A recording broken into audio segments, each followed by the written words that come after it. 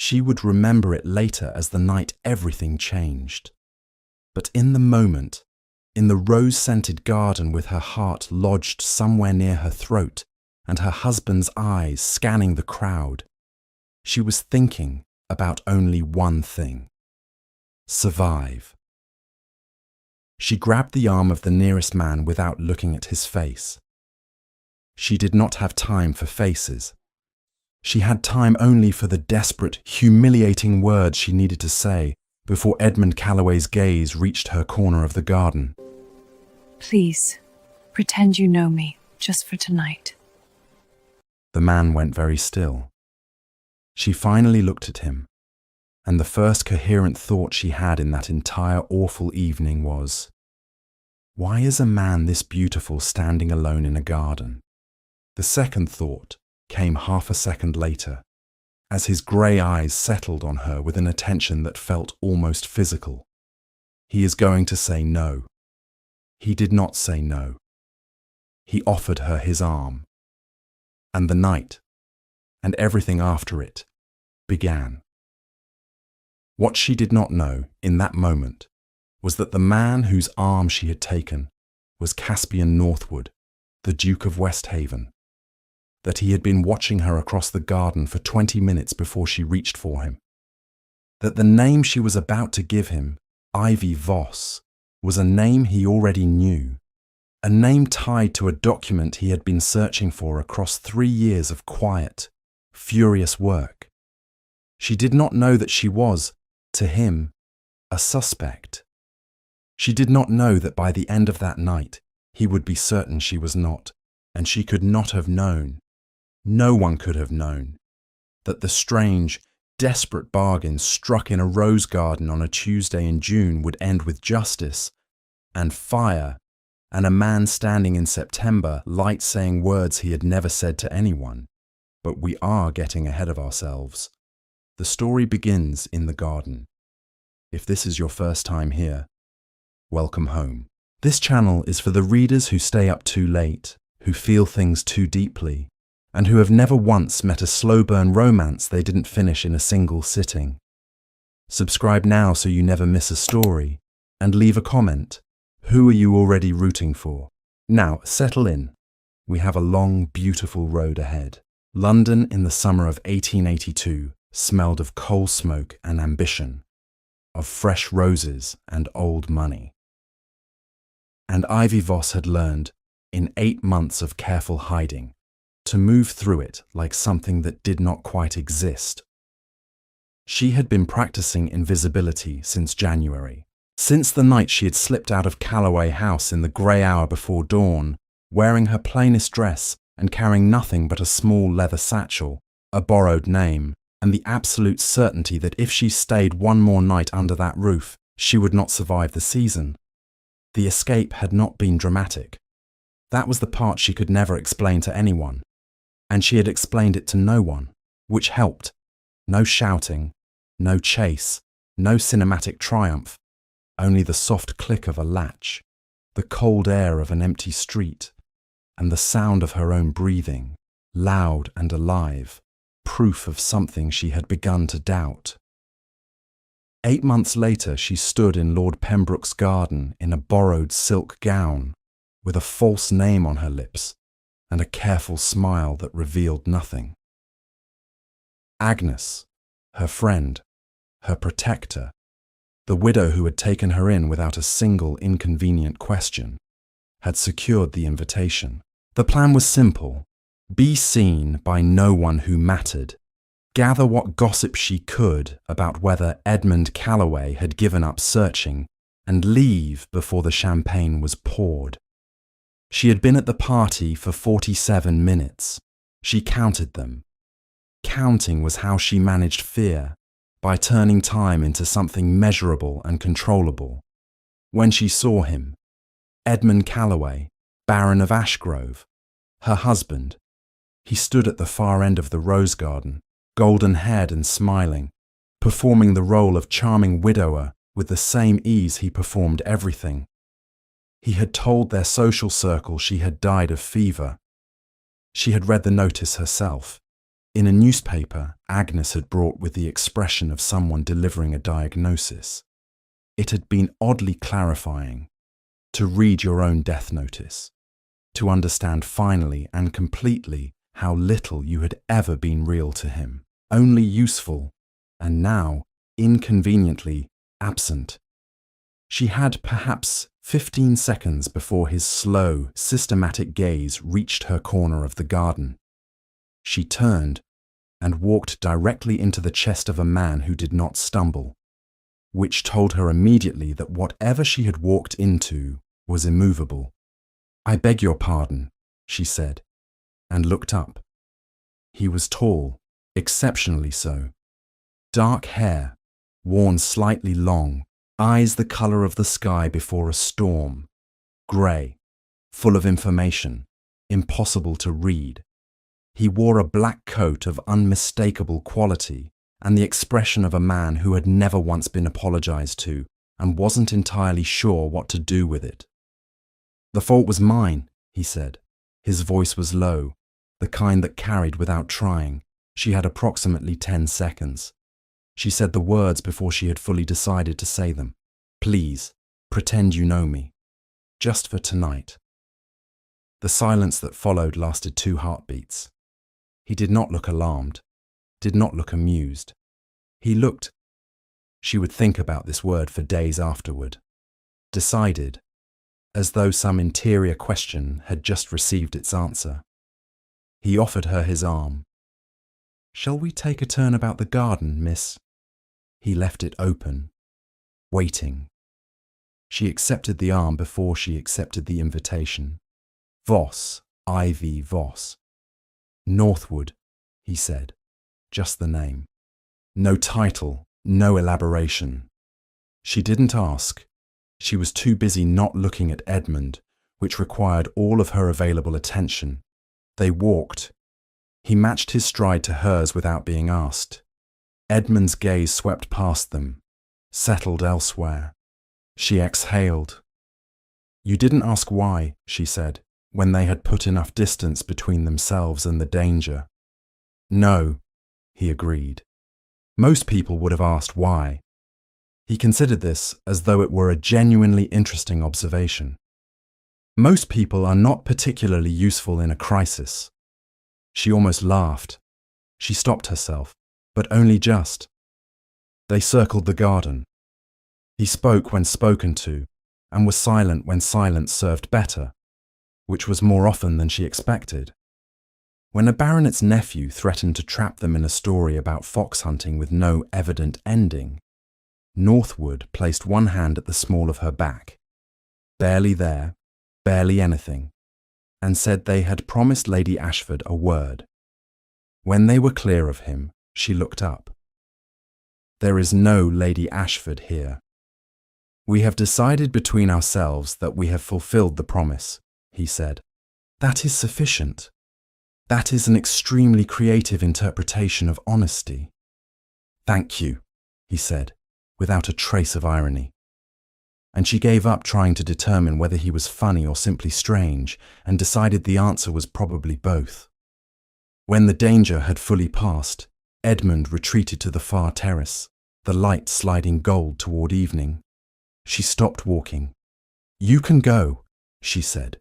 "I believe we're safe for now." "Now is an interesting qualifier," he replied. "It's an honest one." He turned to look at her fully, those grey eyes doing their thorough, unsettling work. "The man with the golden hair, he is looking for you, specifically." Not a question. Yes, and he will not simply stop. Men like him do not stop. Something moved across his face, a tightening at the jaw, gone before she could name it. "No," he said quietly. They generally don't." There was something in the way he said it. Not sympathy, exactly, recognition. The kind that comes not from imagination, but from experience. She wanted to ask. She did not. He gave her his card before they parted. She read it in the carriage home. Agnes, watching from across the seat with the expression of someone exercising heroic restraint. Caspian Northwood. Mayfair. No title. Just the name. She turned it over. Turned it back. There. He was watching you from across the garden, Agnes said, with studied casualness. For 20 minutes before you spoke to him. Ivy's head came up sharply. I beg your pardon. I noticed him noticing you. I'd have thought you'd have spotted him first. She had not. She had been counting exits. She tucked the card into her glove and said nothing more. But she was already thinking about what it meant. That he had been watching her before she ever reached for him. That he had agreed without asking why. That he had known, somehow, exactly what she needed. 20 minutes. He had already been watching. She did not sleep well that night. She almost never did. But that night, the reason was different. By lamplight, she spread the 3 items from her father's hidden trunk across the writing desk in her room. The letter in his cramped left-leaning hand, the brass key on its worn ribbon, and the document with the red seal. She had read the letter 12 times. She had it memorized. She read it again anyway.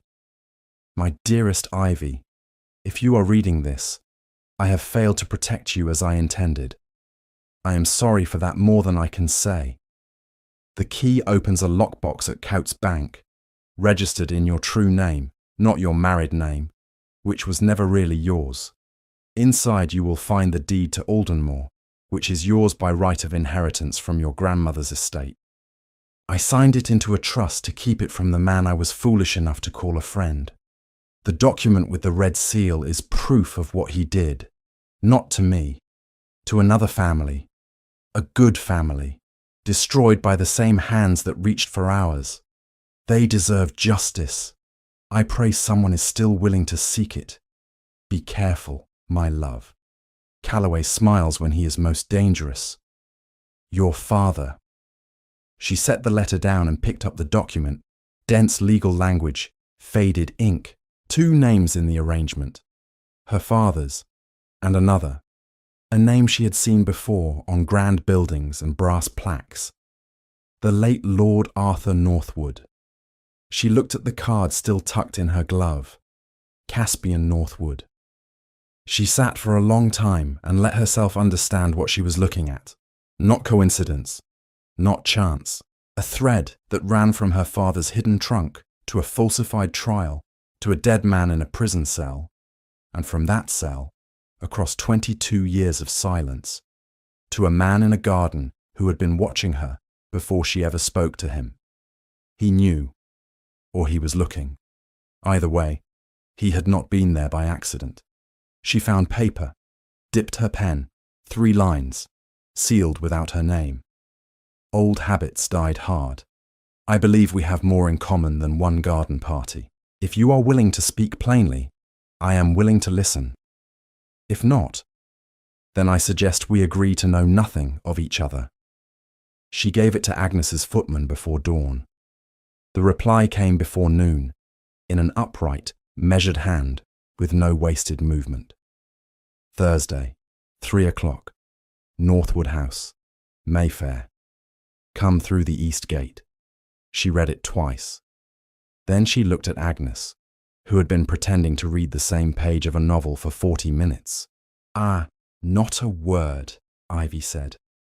My face is perfectly neutral, Agnes replied. Your face has never been neutral in its life, said Ivy. And that, for the moment, was that the house did not announce itself. That was the first thing she noticed, and it said everything about the man inside it. No pillars, no crests, no iron gates designed to be read from moving carriages. Simply a large Georgian house, immaculate and entirely silent about itself. She found the east gate tucked between a stone wall and decades of unchecked ivy. Through it, a kitchen garden, productive and genuinely cared for. A housekeeper met her at the back door and led her not to the formal reception rooms, but to a study at the back of the house. two lived in for the word, with papers in systems only their owner could decode. Two chess games in mid-progress. Books that had been read rather than displayed. And a fire doing exactly the work required of it. Caspian Northwood stood when she entered. He was in shirt sleeves. She catalogued this with more attention than the situation strictly required and firmly redirected herself. He reached for his coat. She said, "Don't, on my account." And he left it where it was. They sat. She had prepared for this, rehearsed sequences, planned disclosures, contingencies. She opened with none of it. "Your father's name was Arthur Northwood," she said. "He was ruined and blamed for crimes that were not his. He died in prison. Edmund Calloway was responsible." Something changed in the room, not visibly, not in his face, but in the quality of the silence itself. It shifted from waiting to something older and more loaded. "Tell me what you know," he said. So she did. She told him about the letter, the key, the Aldenmore property, the document. She told him about her marriage, in the terms the situation required. Not the full shape of it, not yet, but enough for him to understand what Edmund was. He listened without interrupting, without the wincing discomfort most people produced. He received the information as something to be understood rather than reacted to, and when she finished and placed the document on the desk between them, he read it in silence. When he set it down, he looked at her. "Do you understand what this is?" "Evidence. The legal language defeated me." "It is the original agreement," he said, "before the forgeries were laid over it. Your father signed as witness. I believe he did not understand what Calloway had placed in front of him. This document, combined with 3 years of evidence I have assembled separately, is sufficient to bring a criminal case." She looked at him for a long moment. "You've been building this case for 3 years." "Yes." "And I walked into you at a garden party." The corner of his mouth moved, that almost smile she was beginning to recognize. "You walked into me," he said. "You were standing in my path." Duly noted. She looked at the document, then at him. "If we pursue this, Edmund will know. He will come for me, directly, this time." "I know. I'm not asking you to protect me," she said carefully. "I'm asking whether you understand the nature of what you're proposing." He held her gaze. "I have spent 3 years on this alone, against a man with considerable resources and no conscience. I understand the nature better than most, and I am telling you." Something shifted in his voice, something she hadn't heard in it before. "You will not be alone in it." Silence. The fire. Something settling between them that was quiet and significant and difficult to name. Then he proposed the arrangement, the social fiction, a betrothal, temporary and strategic, sufficient to give her protection in the circles where Calloway operated, and to explain their regular contact without arousing suspicion. "You want to pretend to be my fiancé," she said. "I want a strategic arrangement that takes the social form of a betrothal. That is the same thing. Functionally." She thought about it honestly. Edmund's resources, her exposure, what it meant to have an ally with a title and 3 years of evidence already in hand. She thought about what this would cost. Then she thought about what doing everything alone had already cost. 3 conditions, she said. "My autonomy is my own in all matters not tied to the legal case. You consult me. You don't instruct me." He agreed. "This ends when the case is resolved. No ambiguity." He agreed. "And if you withhold anything relevant to my safety, we are finished. No second chances." He held her gaze. Something moved behind his eyes that she couldn't quite name. Agreed, he said. She extended her hand. He shook it. It was, she decided, the strangest handshake in the history of Mayfair. She was 3 blocks away before she let herself stop and breathe. "What have you done?" said the voice she had been arguing with for 8 months. She answered it as she always did now. Something. Finally. Something. Behind her, in the quiet of his study, Caspian Northwood sat with the document in his hands and looked at what he had not told her. That he had known her name before she gave it to him. That she had been, briefly, a variable in his investigation rather than a person. That he had gone to the garden party because Calloway used it, and had been watching her because he had not yet determined whose side she was on. He had determined it now. Every word she spoke had made it clear. The omission sat in his chest like something with weight and edges. Tell her, he thought. Soon. Before the trust is deep enough that the truth can break it. He did not tell her soon enough. She had not known he was a duke until Agnes set the morning paper quietly on the breakfast table on Saturday. And she read the notice, the full name, the title, the Duke of Westhaven seen at Pembroke's in the company of a Miss Voss of unknown origin, and sat with it for a long time, thinking, he didn't say he was a duke, he said just Northwood, as though the title were optional, as though he was testing something. She wrote him a note that said only, I saw the paper. We will discuss this. His reply came within the hour. Monday, if you're willing. She arrived to find him clearly prepared, papers set aside, chair angled toward hers, expression calibrated to receive whatever she brought. You're a duke, she said. Yes. You didn't mention that. You didn't ask my title. You asked my name. Those are not separate things. To most people they aren't. I find them easier to separate. He looked at her steadily. I wanted to know how you treated a man you believed to have no power over you. And? You were, the almost smile, entirely yourself, which was informative.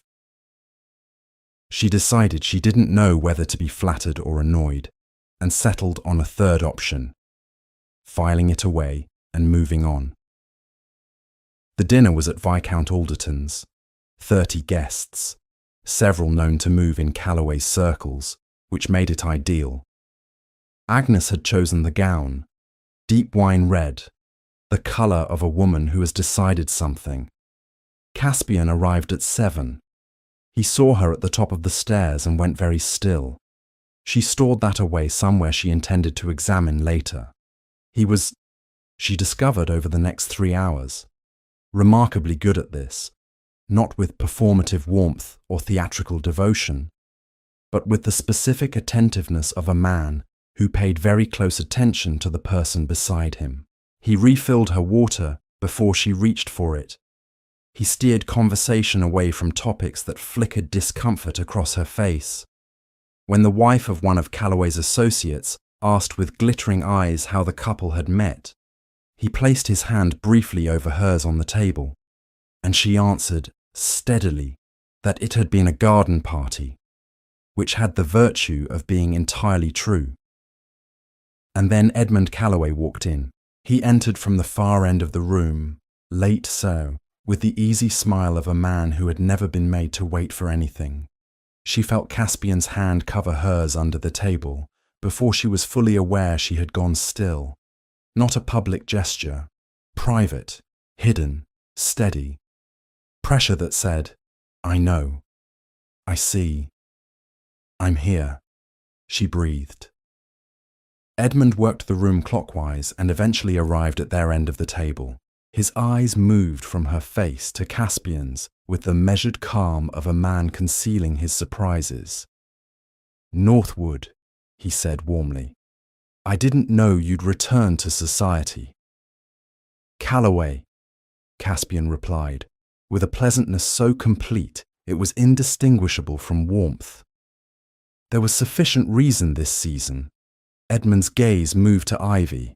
The smile held. It always held. And your companion? My fiancée, Caspian said, steadily. Miss Ivy Voss, though I imagine you know the name. A beat, barely perceptible.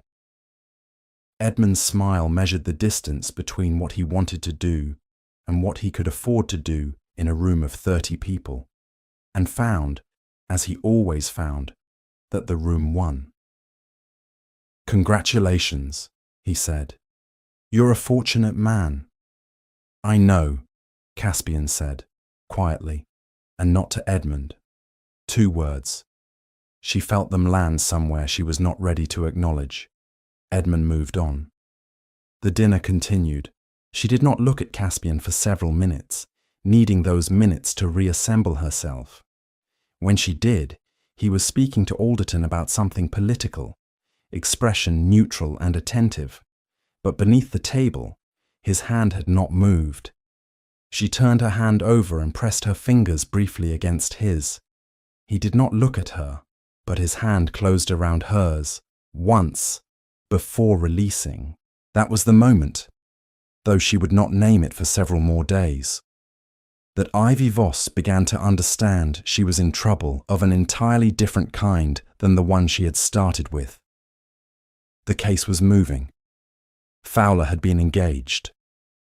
The Coates lockbox had yielded additional materials, a second deed, a letter from a barrister dated 1860, a witness statement that placed Calloway at the location where key documents had been forged. They met every other day. Papers spread between them, and they were good at this together in ways she found quietly remarkable. What she was trying not to find remarkable, and failing at, was the rest. The way he listened, the way he said her name, the way the room felt different when he was in it, as though the air had rearranged itself slightly. The fracture came on a Wednesday. She arrived early, and the study door was ajar, and she heard her name, not Caspian's voice, another man's, lower, older, the voice of someone accustomed to speaking in confidence. The Voss woman. You were certain she was clean? A pause. Then Caspian. I'm certain now. I was not initially. You went to the Pembroke party specifically because you'd found her connection to Calloway. Yes. And you used the situation. A longer pause. Does she know any of this? Silence. The kind that answers. She did not knock. She pushed the door open. Caspian was on his feet before she had fully entered. The other man, silver-haired, former military in his bearing, assessed the situation, excused himself with practiced efficiency, and closed the door behind him. She stood in the middle of the room and looked at Caspian northward with the particular clarity that arrives when anger has been refined by enough repetition that it stops being loud and becomes something much quieter and more accurate. You thought I was part of it, she said. He did not look away. Initially, yes. You went to that party to find me. I went because Calloway would be there. I knew your name. I didn't know yet whether you were a victim or a participant. And when I grabbed your arm and begged you for help, I made a decision, he said. I assessed what I saw and decided you were telling the truth. How generous of you, she said, and meant it to land, and it did. He absorbed it without flinching. I should have told you. I was wrong to wait. The third condition, she said, if you withhold anything relevant to my safety, we are finished. Yes, he said. I remember. She looked at him for a long moment, at the man who had placed his hand over hers in a room where Edmund smiled, who had said, you will not be alone in it, with the quietness of someone who meant it precisely. She thought about what it must have cost to carry 3 years of grief in silence. She thought about how it must have felt to see her name in those documents and not know. She thought about the fact that he had decided correctly, and that telling her the truth just now had cost him something she could see plainly in the particular stillness of a man holding himself accountable without expecting mercy. She did not forgive him immediately. She was not built that way. "I'm leaving. I need to think." She stopped at the door. "Don't decide for me what I can handle. Whatever the reason, don't do it again." "No," he said. "I won't." She left. He did not sit down for a long time after she was gone. That evening, a note arrived at Cavendish Street. 3 lines in that upright hand with no wasted movement. "I should have told you from the beginning. I knew it, and I chose convenience over your right to the full truth. There is no sufficient justification for that. I am sorry." She read it twice. Then she picked up her pen and wrote 4 words back. "I haven't decided yet." His reply came in 20 minutes. 2 words only. "I'll wait." She looked at those 2 words for a long time. Then she folded the note and placed it in the silver box on her dressing table, beside the brass key and her father's letter, and went to bed. She slept, for the first time in months, without counting anything at all. She had been avoiding Northwood House, not avoiding the case. She had sent Fowler the information he needed, reviewed a draft complaint with professional detachment, answered 2 notes from Caspian through Agnes as intermediary. She had not decided yet. She was still thinking. She was in the middle of thinking, at her desk, rain against the window, when she heard it. The front door. Not a knock, the sound of a lock being worked, methodically, by someone who knew exactly what they were doing. Agnes was out. She was on her feet before the sound finished. 8 months of careful survival overrode thought entirely. She moved silently to the door of her room, opened it. Below in the hall, a figure in a dark coat. Inside the house, a second figure waiting on the step. Edmund's men. Not Edmund. He was always somewhere well witnessed and smiling. She had perhaps 90 seconds.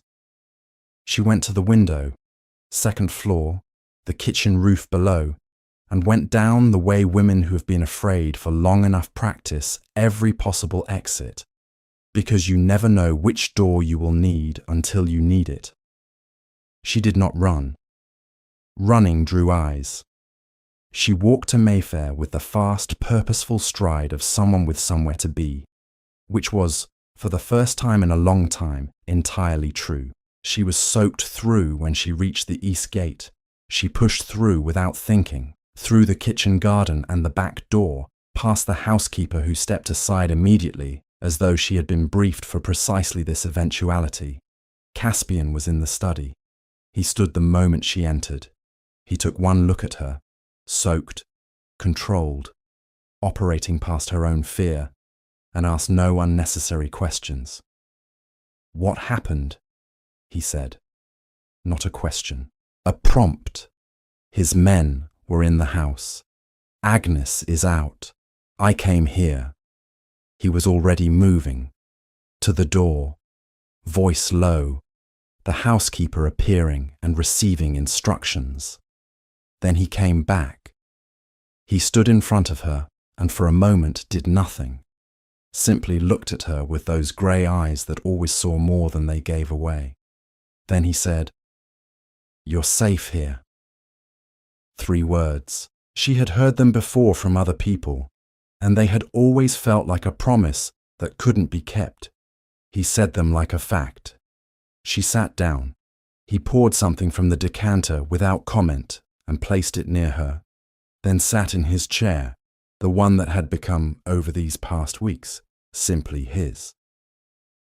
"I haven't decided yet," she said. "I'm telling you because I'm here, and I thought you should know it doesn't mean I've decided. I understand. She looked at the fire. Why didn't you tell me the real reason? A long pause, the pause of a man who does not often go looking for his own real reasons and has not until this moment found this particular one. Because, he said slowly, I did not want to be, to you, another man who had seen you as something useful before he saw you as a person. The rain, the fire. That's a very good reason, she said. It was also a mistake. Yes. She looked at her hands. I haven't forgiven you. I want to be clear about that. Clear. But I'm still here. He looked at her, and something in his face shifted.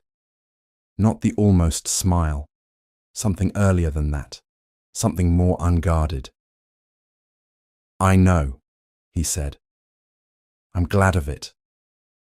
She picked up the glass. Neither of them spoke. When Agnes arrived an hour later, escorted, unharmed, magnificently furious, she found them at the desk, bent over the same documents, close enough that their shoulders nearly touched. Agnes sat in the armchair by the fire and said nothing.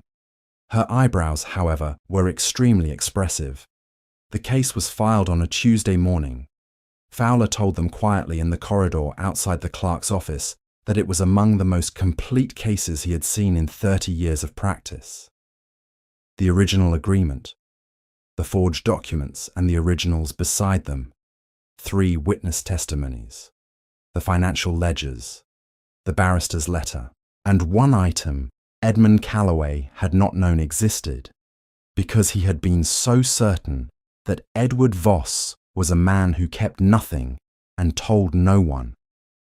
He had underestimated the instinct of a frightened father who loved his daughter. They stood outside the courthouse in the thin autumn sunlight, London moving around them in its indifferent way. It's begun, she said. Yes. He'll know by this afternoon. By noon, likely. A pause. She looked at him. Are you afraid? Something like surprise moved across his face. Faint, but there. No. I am. A little. That's sensible, he said. It doesn't feel like an achievement right now. It feels like standing at the edge of something very high. It is, he said, and you're still standing. She looked at him. This careful, patient, furious man who had built 3 years of quiet justice out of grief and refusal. We're still standing, she said. Something moved closer to the surface of his face, not breaking through, but closer. Yes, he said, we are. Edmund Calloway was not a man who panicked. His response to danger was never fear but calculation, the rapid, cold assessment of what he stood to lose and what he could afford to do about it. He made 2 moves. The first, he called in every social debt he held and attempted, through 3 intermediaries, to have the case dismissed. The attempt failed. Fowler had anticipated it, and the judge to whom it was directed was one of the few men in London whom Calloway had never successfully obligated. The second move was more personal. He came to Northwood House himself, alone. At 9 in the evening, admitted by the housekeeper before anyone could stop it. Because Edmund Calloway could make a housekeeper open a door through sheer social confidence, and he had always known it. Ivy heard his voice from the study and felt her body go through its familiar sequence. The cold, the stillness, the instruction to breathe. She breathed. She stood. She walked into the drawing room. Edmund turned when she entered. He looked at her the way he always had, the assessing look of a man cataloguing something he considered his. He had not adjusted for the fact that she was no longer something he owned. Some men never did. Caspian was already there, standing near the window, looking at Edmund Calloway with an expression that contained 22 years of very specific emotion, allowing none of it to show in any way that could be described or quoted. "I've come to discuss this situation," Edmund said, with the warmth he deployed the way other men deployed weapons, calmly, between reasonable people. "Then you've come to the wrong house," Ivy said. He looked at her, the smile. Always the smile. "Ivy, you know this will destroy you as much as me. A woman who fled her husband, who has been—" the perfectly timed pause, "living under a strange man's protection. You told London I was dead," she said. "I was grief-stricken. You were calculating. You're calculating right now." He turned to Caspian. "Your father was convicted by a court of law. Documents, evidence, a proper trial. You're going to embarrass yourself pursuing this. I'm going to destroy you pursuing this," Caspian said, without raising his voice, with the calm of a man who has been preparing for this exact conversation for 3 years and has nothing left to prove. "There is a difference." Edmund looked between them. For the first time, just a fraction of a second, the calculation in his eyes had a different quality, not fear, but the thing adjacent to it, the recognition that he had misread the room. "Whatever she's told you," he began. "She has told me the truth," Caspian said, "which I have verified, which is now before a judge." He walked to the door and opened it. "Good night, Calloway." Edmund looked at Ivy one final time. She held his gaze, did not look away, did not soften, did not perform any of the small gestures of appeasement she had spent 4 years of marriage learning to deploy. She simply looked at him as one person looks at another. They are finished with. He left. The door closed. The house was very quiet. She stood in the middle of the drawing room and felt something she had not felt in 4 years. Not triumph. It was too quiet for triumph. More like the lifting of a weight she had carried so long she had forgotten it was there. She became aware, gradually, that she was crying. Not dramatically. She never did anything dramatically. Just quietly, the way things release that have been held too long. Caspian did not say anything. He did not attempt to fix it or explain it or make it less. He simply moved to stand beside her, close enough that she was aware of the warmth of him, and waited. When she had finished, she looked up at him. "I'm all right. I know," he said, and offered her his handkerchief. She took it. Plain white, the initials C. N, in one corner without decoration. "Of course your handkerchief is perfectly ironed," she said. "Mrs. Webb is thorough," he replied. She laughed, slightly waterlogged, but real. He looked at her when she laughed, with the look she had been trying not to think about for weeks. Not the almost smile, something more unguarded, something that made her very aware of how close they were standing, and how still the house had become. Caspian. Yes. The arrangement, the agreement that this ends when the case is resolved. She looked at him steadily. "I'm wondering whether I wrote that condition too broadly." He waited. "In the sense," she said, "that the case is about to be resolved. And I find I'm not ready for everything to end." "Ivy," he said, "I've been in love with you since approximately the 3rd day of our arrangement.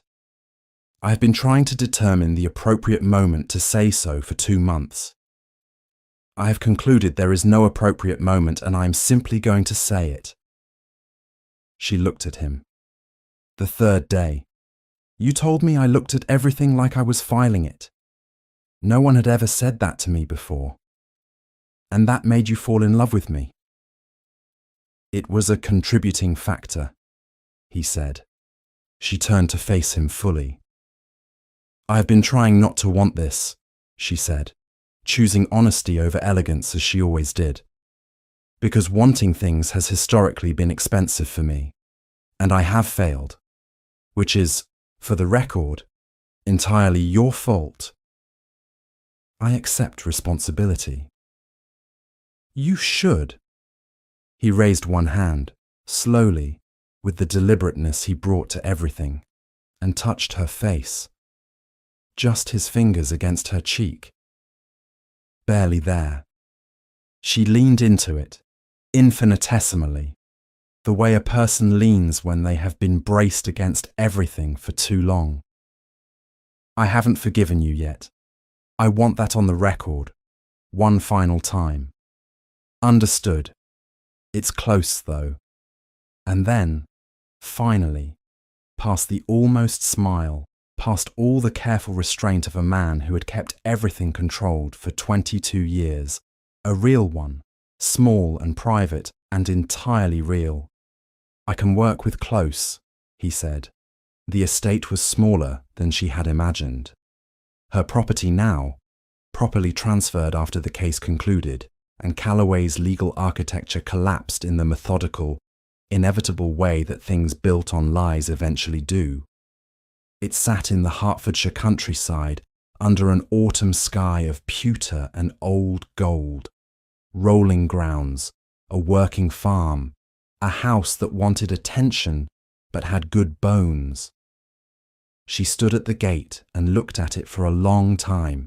Edmund Calloway had been sentenced in August, 7 years, after a trial that Fowler described, with quiet professional satisfaction, as among the most airtight cases he had seen in 30 years of practice.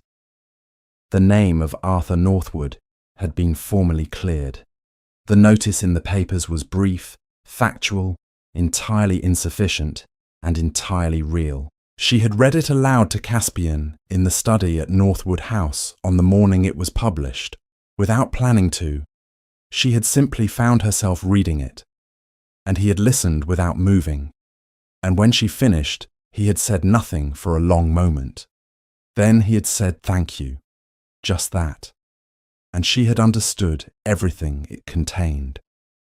She heard him behind her, the quiet sound of his footsteps on the gravel, unhurried as always.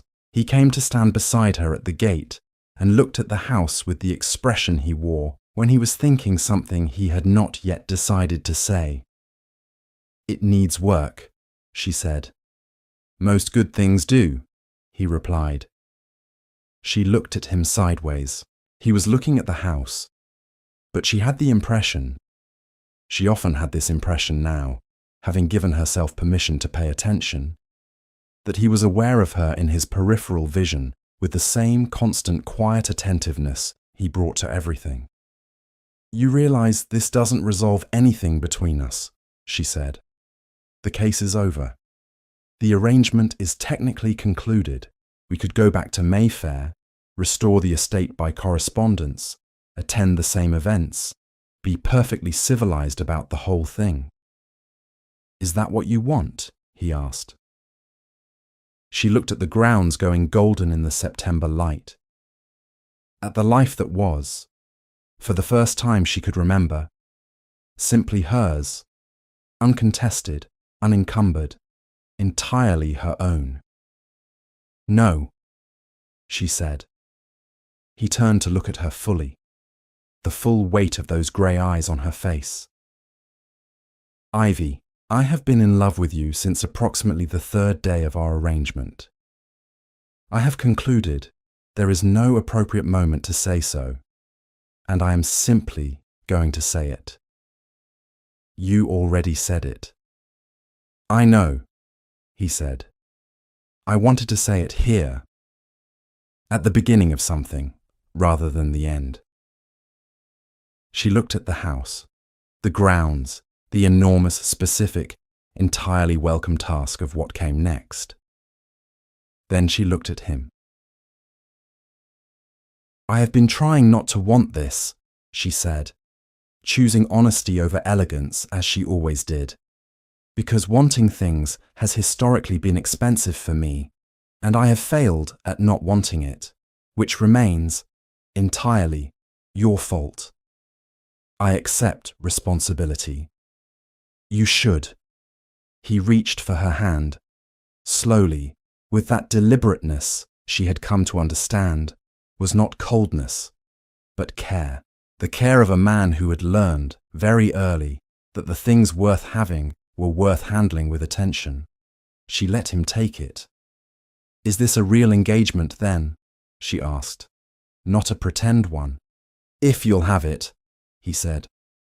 She looked at him, at the man who had said yes in a garden without asking why, who had built 3 years of quiet justice out of grief and patience, and the absolute refusal to let the wrong things stand, who had looked at her, not through her, not past her, not at the shape of her usefulness, but at her. "I'll have it," she said. He kissed her in the September light, at the gate of an estate that was hers, with the case closed and Edmund Calloway in prison, and the name of Arthur Northwood restored, finally, to what it had always been. She kissed him back. She was good at it, which surprised neither of them. When they separated, she looked at the house, at the work ahead, at the enormous, specific, entirely welcome task of it all. "It really does need a great deal of attention," she said. "I have considerable free time," he said, "now that a particular 3-year project has concluded." "You're offering to help restore my estate." "I'm offering to help restore our estate, if the terminology is acceptable." She considered this. She made him wait approximately 4 seconds. She counted, because she always counted. And then she said, "The east wing first. It has the best light." He almost smiled. Then he did, and it was, she decided, even better than she had expected. Then you know exactly what kind of story this was. The kind that earns it. The kind where the ending isn't given to you. It's built, slowly, scene by scene, truth by truth, until 2 people who had every reason to stay guarded choose, finally, to stay instead. Ivy got her name back. Caspian got his father's. And Edmund Calloway got precisely what 3 years of meticulous, patient, furious preparation had prepared for him. If this story moved you, if you stayed all the way to the East Wing, please subscribe. Every subscriber is someone who believes slow burn stories are worth the burn. That justice, in fiction at least, can look like a man in a garden who says yes without asking why, and a woman who keeps the most important things pressed closest to her body, and the long, beautiful work of learning to trust something you cannot yet fully see. Leave a comment. Tell us. Was there a moment you knew? A line that got you? A scene you'll be thinking about on the drive home? Share this with someone who needs a story with a real ending. We'll see you in the next one.